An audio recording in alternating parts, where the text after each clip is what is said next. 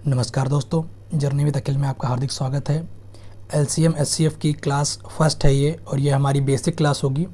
आज की क्लास में हम लोग बेसिक टर्म जो यूज़ करते हैं पूरे चैप्टर में उनके बारे में जानेंगे।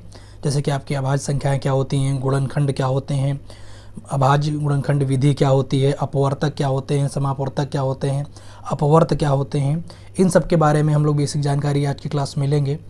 और गुणनखंड के बारे में भी हम अच्छे से देखेंगे। गुणनखंड पर आधारित जो हमारे प्रश्न बन जाते हैं, गुणनखंडों की संख्या निकालिए, गुणनखंडों का योग निकालिए, सम गुणनखंडों की संख्या निकालिए, उनको भी आज की हम क्लास में कवर करेंगे। तो चलिए जर्नी स्टार्ट करते हैं।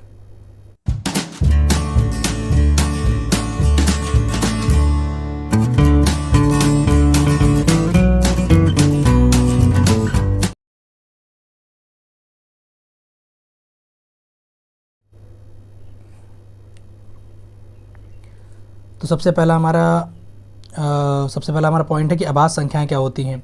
वे संख्याएं जिसमें उस संख्या के अलावा केवल एक से भाग जाता है उन्हें अभाज्य संख्याएं कहते हैं। मतलब कोई भी हमारी संख्या अभाज्य संख्या कहलाएगी अगर वह स्वयं के अलावा केवल एक से कटती हो। ठीक है, इंग्लिश में प्राइम नंबर कहते हैं कि वे संख्याएं जो खुद के अलावा किसी और से ना कटती हों। जैसे कि क्या दिया है, 2, 3, 5, 7, 11, 13, ये सब हमारी क्या होती हैं, अभाज्य संख्याएं होती हैं। चलिए आगे देखते हैं। संयुक्त संख्याएं ऐसी संख्याएं जिनके गुणनखंडों की संख्या 2 या 2 से अधिक होती है। ठीक है, मतलब आप कोई संख्या लीजिए और उसको आप तोड़िए, तो अगर उसके गुणनखंड 2 से ज़्यादा मिलते हैं तो उसे हम लोग क्या बोलते हैं कि वो एक हमारी संयुक्त संख्या है, कंपोजिट नंबर। जैसे 4, 6, 8, इनको आप अगर तोड़िए तो ये जैसे 6 को आप लिख सकते हो 2 और 3, तो इसका मतलब 6 जो है स्वयं के अलावा 2 से भी कटता है, 3 से भी कटता है, तो ये एक आपकी संयुक्त संख्या हो गई।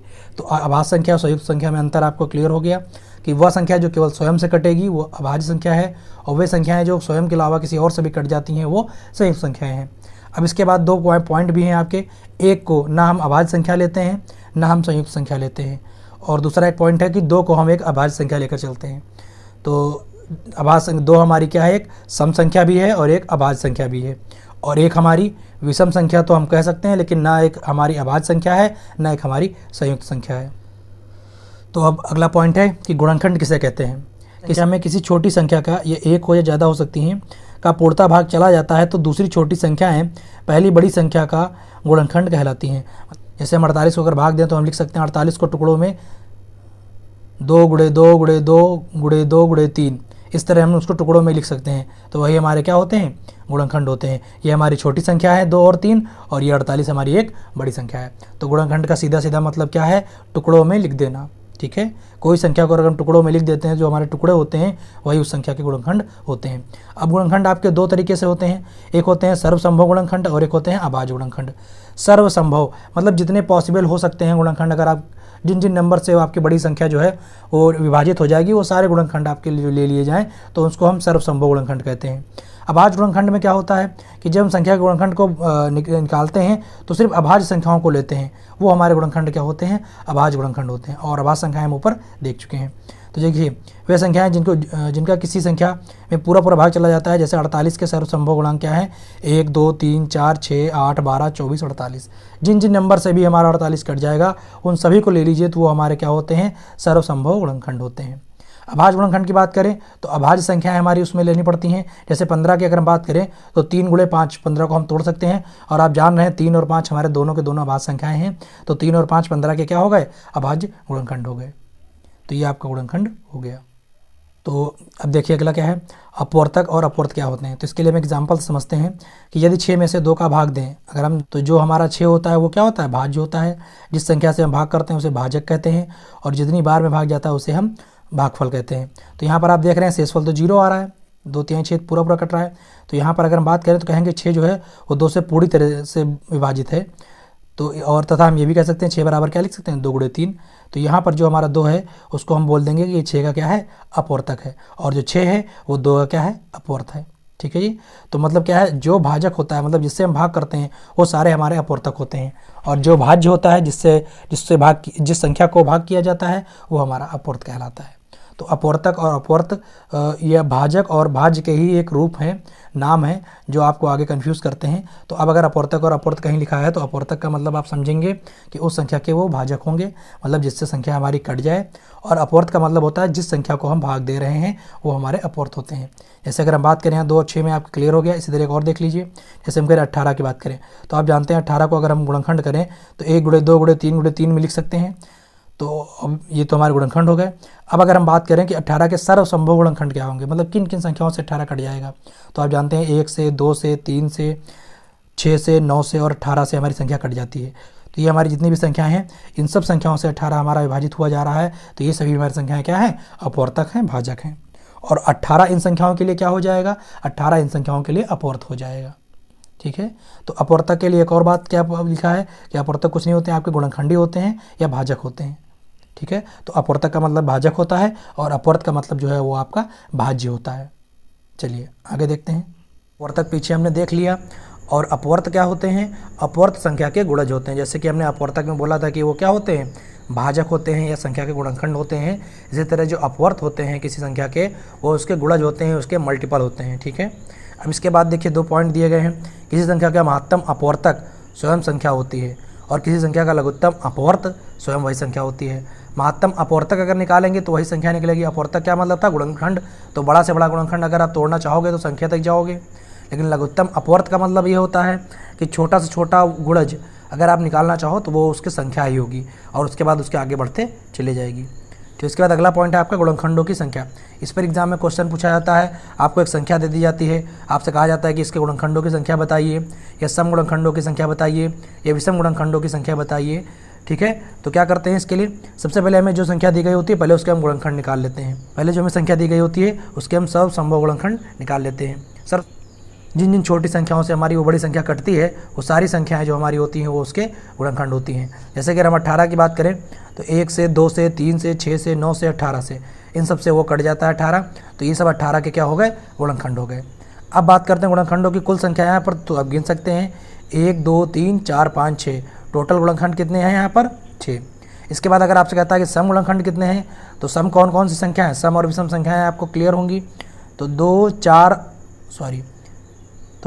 6 18 ये 3 आपके कैसे हैं, सम गुणनखंड हैं। विषम गुणनखंड अगर पूछता है तो ये आपके हैं 1 3 और 9, 3 आपके विषम गुणनखंड हैं। तो इस तरह अगर हमें कोई क्वेश्चन दिया जाता है और कहा जाता है तो सबसे पहले हम उसका गुणनखंड कर लेंगे और उसके बाद हम देख लेंगे कि उसमें कितने टोटल गुणनखंड हैं, या सम कितने हैं, विषम कितने हैं। तो ये तो हमारी एक छोटी सी संख्या थी जिसमें हमने आसानी से तोड़ लिया और गिन लिया। लेकिन एग्ज़ाम में आपको बड़ा क्वेश्चन भी आ सकता है और बड़ी संख्या भी आ सकती है। तो उस समय हम क्या करेंगे, तो उस समय हम एक रूल लगाएंगे। देखिए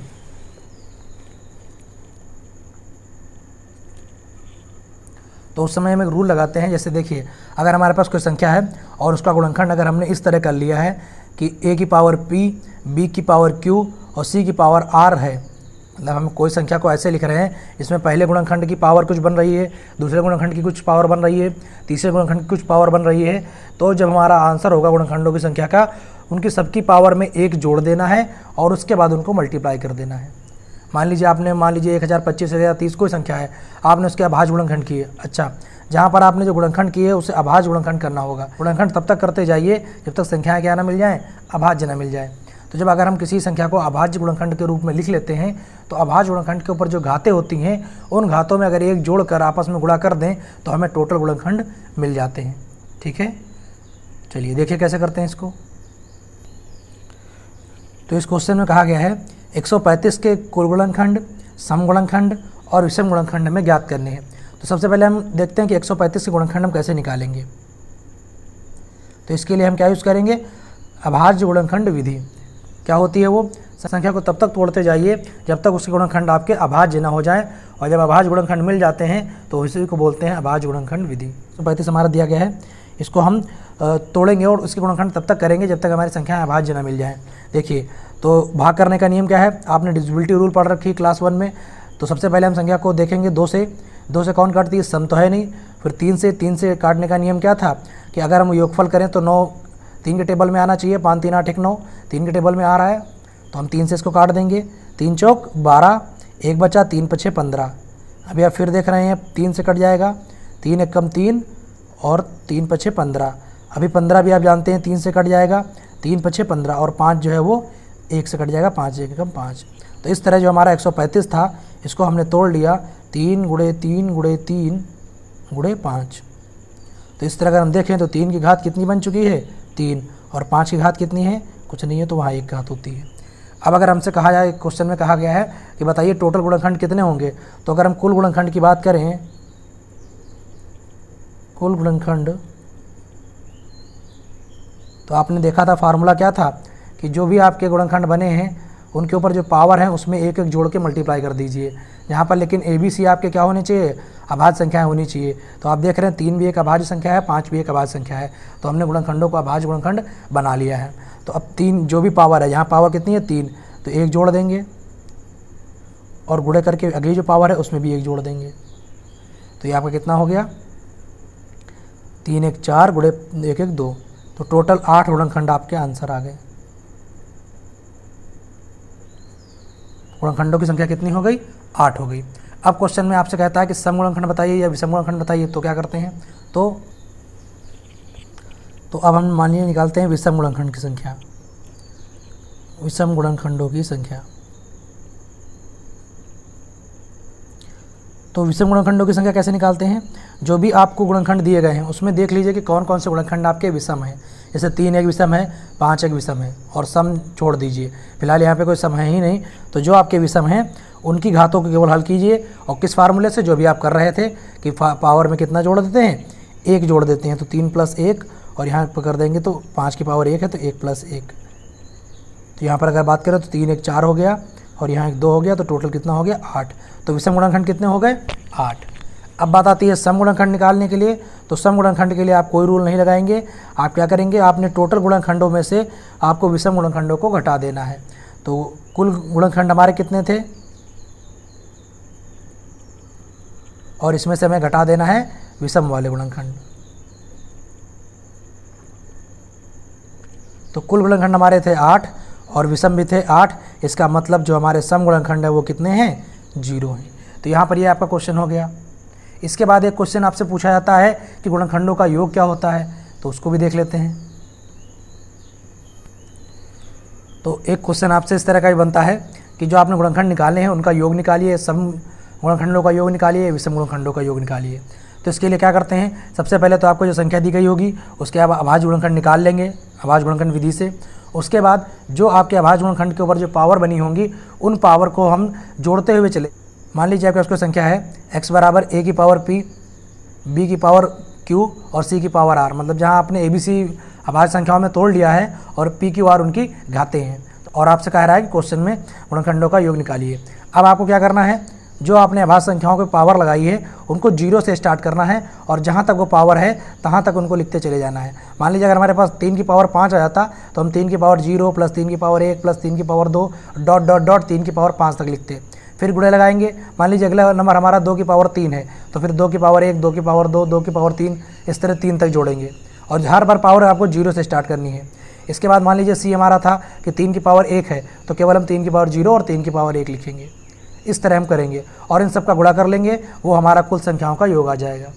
इसके बाद अगर क्वेश्चन में आपसे सम गुणनखंडों का योग पूछता है, पूरा रूल सेम रखना है, बस आपको जो अगर उस संख्या में अभाज्य संख्या 2 है तो उसकी 2 की पावर 0 को छोड़ देना है, बाकी सबको ऐड करना है। और अगर विषम पूछ लेता है तो सिर्फ आपको 2 की पावर 0 ही लेना है, बाकी सारा 2 की पावर में जो होगा उसको छोड़ देना है और बाकी सेम रूल चलाना है।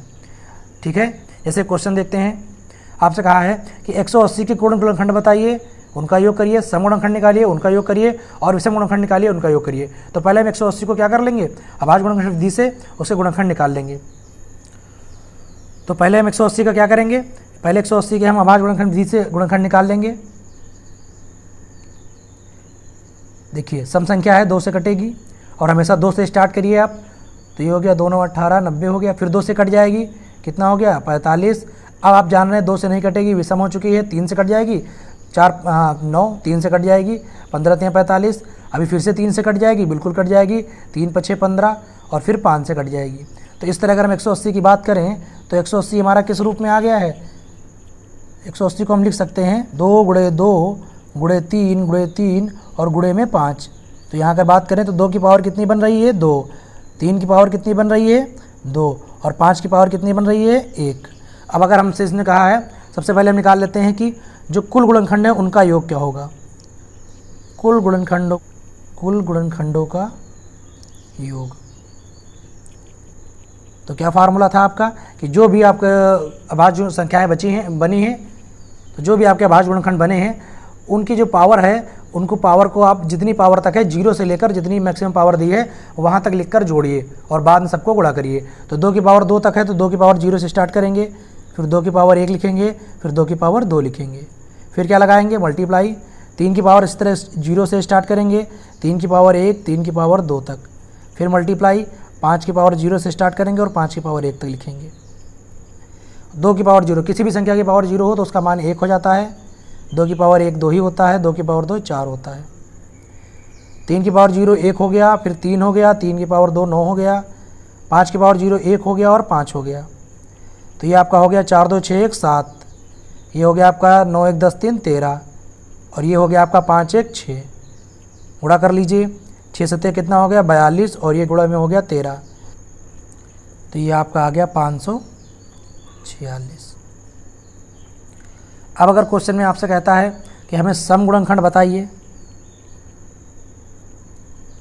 या कहता है कि विषम गुणनखंडों का योग बताइए, तो जब सम गुणनखंडों का योग करना होगा तो रूल क्या था आपका कि सम गुणनखंडों का योग करना है तो 2 की पावर 0 को छोड़ देना, बाकी सेम लेना है। ठीक है, तो अगर हम क्वेश्चन में अपने आते हैं तो सम में हम क्या करेंगे, हम सम में सारा क्वेश्चन सेम रहेगा, बस हम 2 की पावर 0 को छोड़ देंगे। तो जो हमारा बनेगा वो क्या बनेगा, यहाँ से एक गायब हो जाएगा तो केवल बनेगा 2 + 4, यहाँ पूरा सेम रहेगा तो ये हो गया आपका 1 + 3 + 9 और लास्ट वाला भी पूरा सेम रहेगा तो वो हो गया 1 + 5। ये आपका हो गया 6, ये हो गया आपका वैसे ही 13 और ये हो गया आपका 6, तो ये हो गया कितना 36 गुणे में 13, 36 गुणे 13, ये आपका कितना आंसर आ गया 468। अब बात आती है विषम निकालने की। तो विषम के लिए क्या बताया था कि 2 की पावर 0 लेना है, बाकी जो है उनको आपको सेम रूल रखना है और 2 की पावर में किसी और कुछ नहीं लेना है। तो इस क्वेश्चन में अगर विषम पूछ लेता है आपसे तो केवल 2 की पावर 0 लेना है, बाकी जितनी भी 2 की पावर होंगी उन समय में छोड़ देनी है। तो हम केवल 2 की पावर 0 ही लेंगे और बाकी सबका जो है उनका सेम रखेंगे। तो सबका सेम रखने का मतलब है कि 3 का सेम रखना है तो आंसर आपका 13 ही आएगा और 5 का सेम रखना है तो आंसर आपका 6 ही आएगा। किसी की पावर 0 हो तो उसका मान 1 हो जाता है, तो केवल आपका बचा है 13 गुणे 6, 13 7 कितना होता है 63 78, तो ये कितना आ गया 78। तो यहाँ पर आज की क्लास कंप्लीट होती है। अगली क्लास में हम लोग LCM SCF क्या होता है उनको देखेंगे और उन्हें ज्ञात करने की भाग विधि और गुणनखंड विधि को देखेंगे। तो आज के लिए इतना ही, धन्यवाद।